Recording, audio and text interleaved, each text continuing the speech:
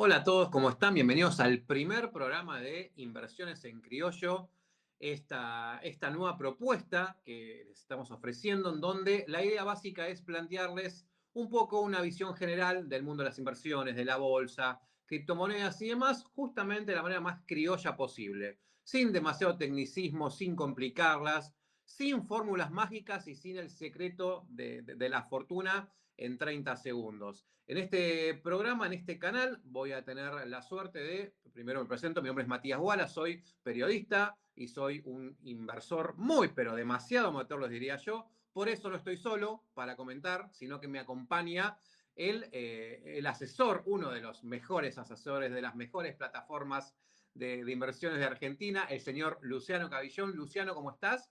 ¿Qué tal, Matías? ¿Cómo estás? ¿Todo bien? Bueno, la verdad que me dejas ahora, todo lo que diga va a sonar medio incómodo, ¿viste? El mejor asesor de la mejor, el mejor broker. Pero bueno, gracias por el piropo y bueno, arrancamos. Así es. Bueno, antes que nada, aclararles simplemente que todo lo que tratemos en este canal, en nuestros programas, no tienen que tomarse como consejos de inversión, simplemente son ejemplos que tomamos como para poder explicar diferentes temáticas, ¿sí? Así que ya con esa premisa vamos a comenzar y se nos ocurrió con Lucho arrancar justamente un canal de inversiones pensada para tanto el inversor amateur que se inicia como el inversor experto, por eso están las dos caras de la moneda en este programa. Arrancar por el principio, arranquemos desde cero. Luciano, vamos a pensar en la cabeza de cualquiera de nosotros, un laburante de a pie, un tipo que más o menos trata de llevar su economía, llega con poco o más esfuerzo a fin de mes y por ahí se le cruza la idea de quiero empezar a invertir, quiero empezar a hacer por lo menos que mi plata no se diluya tan rápido, ¿sí? ¿Qué es lo primero que el inversor que todavía no hizo nada y quiere empezar a hacer, tiene que tener en cuenta antes de empezar a depositar en un broker o en donde sea? Mira, yo creo que ya tomar la decisión de invertir es la más importante, digamos, porque es el principio de empezar a preguntarte qué hacer, digamos, con ese remanente que va quedando mes a mes, en el mejor de los casos, y de a poquito empezar a entender que, bueno, creo que los argentinos lo entendemos todo, ¿no? Que el dinero pierde valor, ¿no, Mati? Entonces, estamos un poco bastante entrenados para usar las billeteras virtuales, que esto, que el otro. Entonces, tenemos como un contacto eh, por lo menos obligado por la economía argentina hacia lo financiero. Entendemos que es un plazo fijo, obviamente, lo que es un plazo fijo UVA, lo que básicamente es también digamos, lo que rinden las billeteras virtuales, digamos, y los frasquitos de naranja X, y así nos vamos metiendo el dólar MEP, porque no podemos acceder al dólar oficial, ahora sí. Entonces, bueno, de a poco el argentino tiene esa mentalidad de invertir y eso como que todavía no entiende que también son inversiones, digamos. No dentro del mundo del mercado de capitales, pero sí son inversiones. Así que en primera fase es, si vos vas a empezar a invertir, se invierte desde el ahorro. O sea, no es un espacio para ganar dinero, sino es un espacio para preservar el ahorro, digamos, haciéndole que no pierda valor en el tiempo y que de a poco vaya generando un rendimiento que nos permita cumplir algún objetivo que tengamos de cualquier tipo, ¿no? Desde una jubilación hasta, no sé, un viaje o lo que vos te parezca. Perfecto. Luciano, acá me gustaría, desde el punto de vista de haber hecho todo lo contrario, lo que vamos a sugerir acá, yo ya pasé por todo el camino de hacer todo lo contrario y todo mal. Me gustaría comentar, en principio, que por ahí la visión inicial que uno tiene al desconocer es que por ahí una inversión puede hacer generarte dinero, generarte un ahorro, ¿sí? Y en realidad tiene que ser al revés. Primero tenés que tener un ahorro para luego meterte en inversiones. Y otra regla de oro que aprendí muy a los golpes es que vos no tenés que invertir nunca un dinero que no estás dispuesto a perder. ¿A qué voy con esto, Lucho? Nunca tenés que invertir, decir, bueno, no sé, tengo acá 15 días para pagar el alquiler, bueno, meto esa plata en alquiler en tal o cual instrumento. ¿Es así? Bueno, en principio yo creo que sí, yo creo que uno cuando invierte tiene que entender que cada inversión tiene de algún modo un tiempo de maduración. Entonces, si vos metés algo que vas a disponer que sea menor al tiempo de maduración del instrumento, bueno, la verdad que no está bueno. Si vos metés una billetera que todos los días te da un rendimiento y siempre lo tenés disponible, no hay problema si esperás una semana, 10 días. Pasa que, bueno, ya en el mundo de las inversiones hay instrumentos mucho más grandes. Con respecto al anterior que me preguntabas, yo creo que lo primero que hay que hacer antes de invertir, digamos, para poner un ABC, es, primero, empezar a controlar los gastos. Tener un control de la manera que sea. Mira, yo siempre aprendí que el método que funciona es el que utilizás.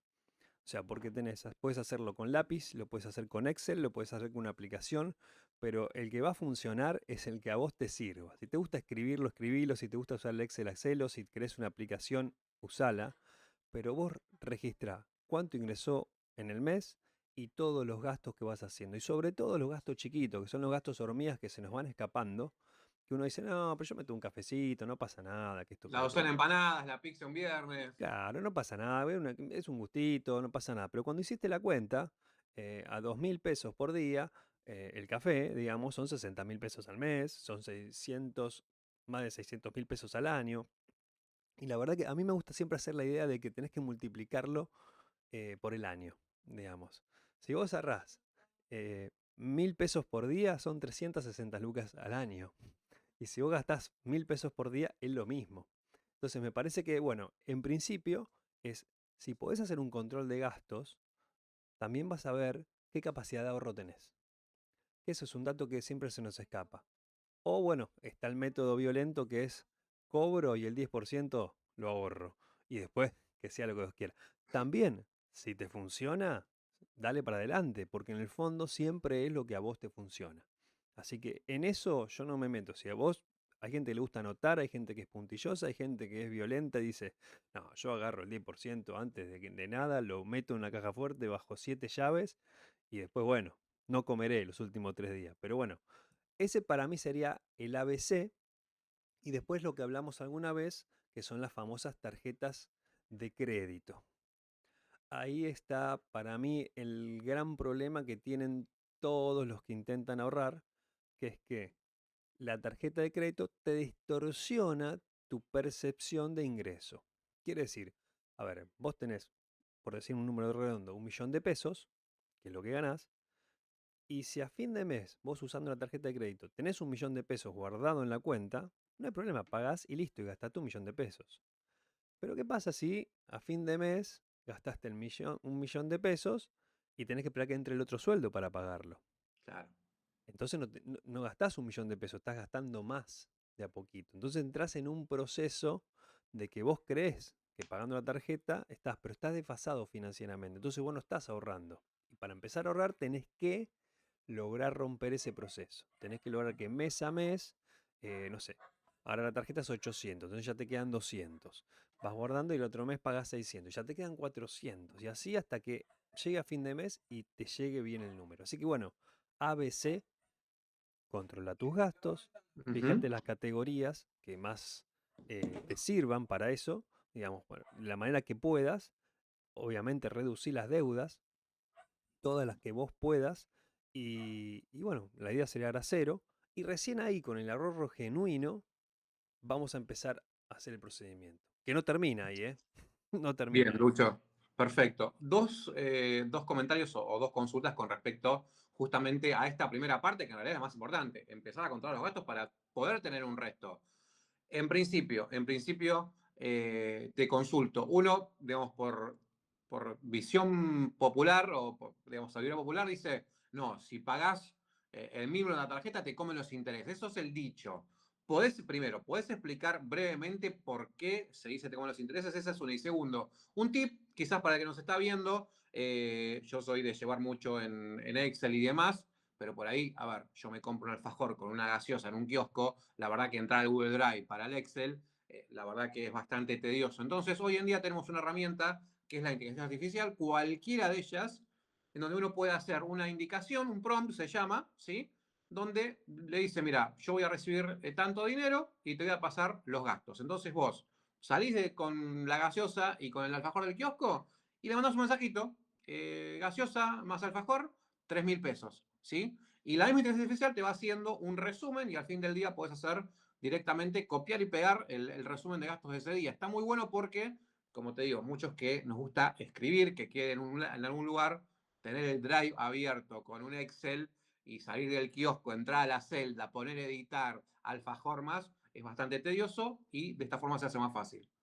Mira, yo creo que te repito, siempre es la manera que te sirva, pero bueno, eh, a ver, por eso hay aplicaciones, hay un montón de aplicaciones que podés que cargar en el teléfono y ya cada vez que gastás, abrís la aplicación, le pones 2.000 pesos al fajor, es un segundo. Hasta, Ujú. hasta te sirve de una manera para que lo tengas en cuenta, te es muy útil para saber si estás caliente con esa compra. Viste A que, ver, y porque cuando vos, voy a hacerlo, pará, voy a anotar, y digo, che, voy a gastar en esto, ¿cuánto voy a gastar? 20.000 pesos, pará. Y hasta te da ese respiro de antes de hacer la compra, decir, che, viste que uno a veces se embala y compra y preguntas, ¿cuánto vale esto? 20.000. Yo miro la aplicación y veo todas las categorías y veo hasta cuánto gasté ese mes. Entonces, claro. tengo hasta un límite mensual familiar de cuánto vamos a gastar. Y yo sé si estoy el día 20 y veo que estoy muy cerca del límite, y digo, no, capaz no es tan importante. Entonces, hasta te permite sacarte gastos que podrías no hacerlo. Aparte, si lo podés pensar y no es necesario, puedes esperar un poquito. Con respecto a la tarjeta de crédito que me preguntás, pagar el mínimo de la tarjeta de crédito es el peor pecado de alguien que quiere invertir, porque uno como inversor lo que hace es prestar plata para que te paguen. Y en este caso la tarjeta de crédito es prestarle, o sea, vos le estás prestando al revés, digamos, vos le estás pagando, Pidiendo prestado. claro, estás pidiendo prestado y le estás pagando intereses, y encima intereses que a vos nunca te van a pagar.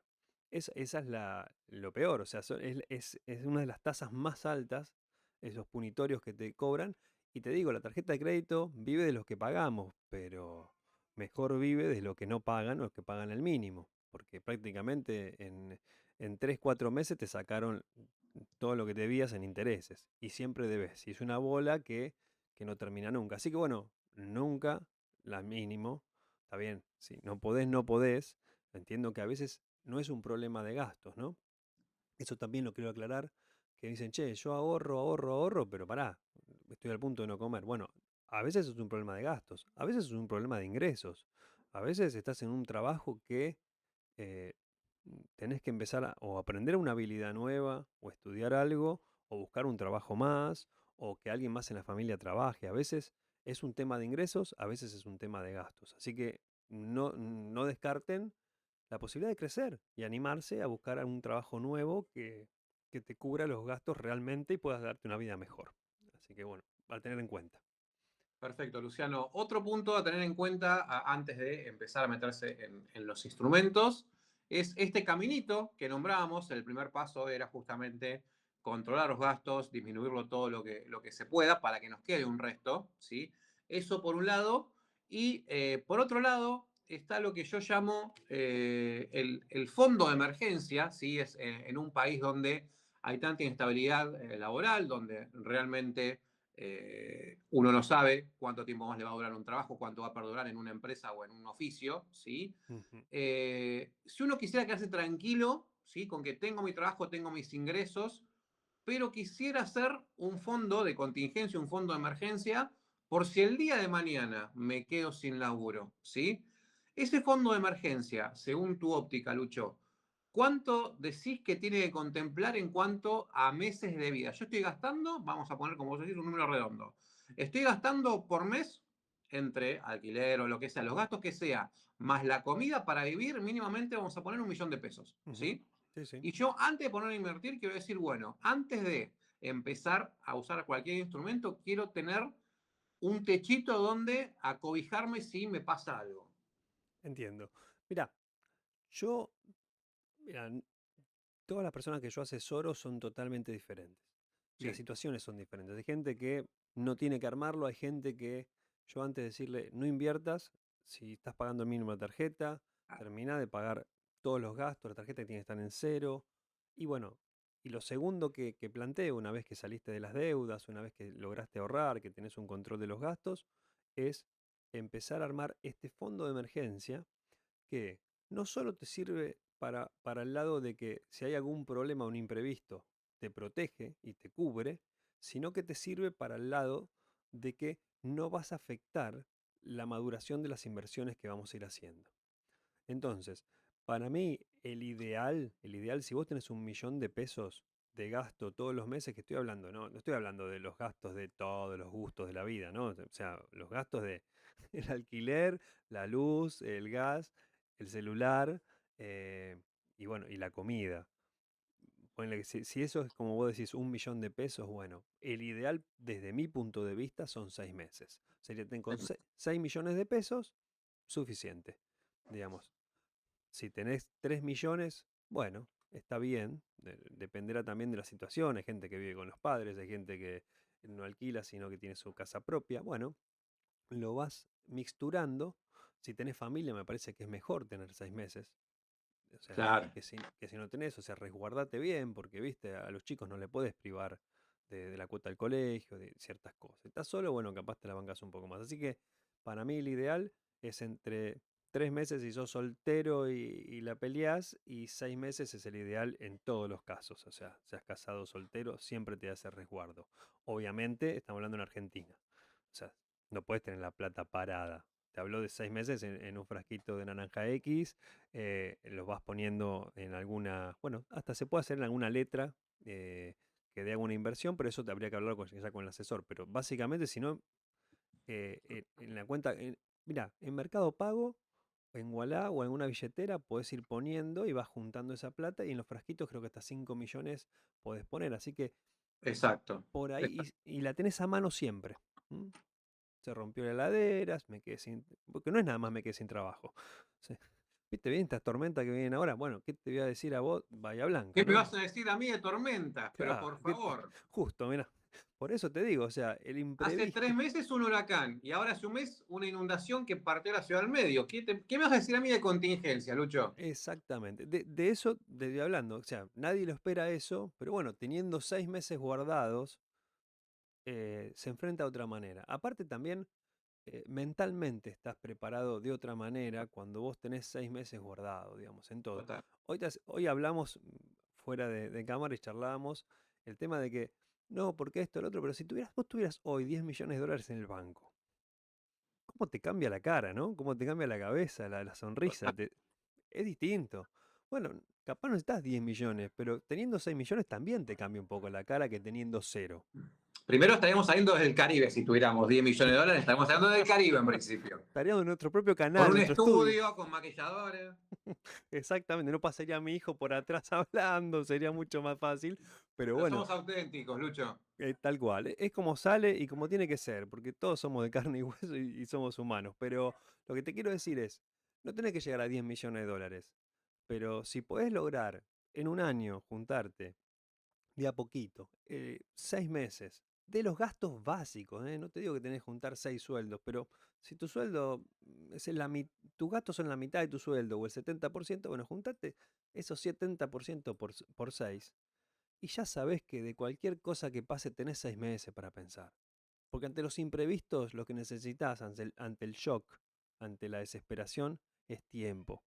Y Total. 6 meses es un montón de tiempo para resolver un montón de problemas que te puedan surgir. Así que bueno, antes de nada, para mí, 6 meses de ahorro, y ahí recién empezamos el proceso de inversión. Perfecto, Luciano. Clarísimo, clarísimo. Como para terminar, tocando un poquito, porque vamos a hacer otros programas hablando de cada uno de Claro, ellos. Como para terminar, Lucho, esta charla, que espero que haya sido del agrado de los que lo estén viendo y también de mi compañero, espero que haya sentido a gusto, cómodo y que haya disfrutado. Para excelente, Luciano. culminar, Lucho, Sí.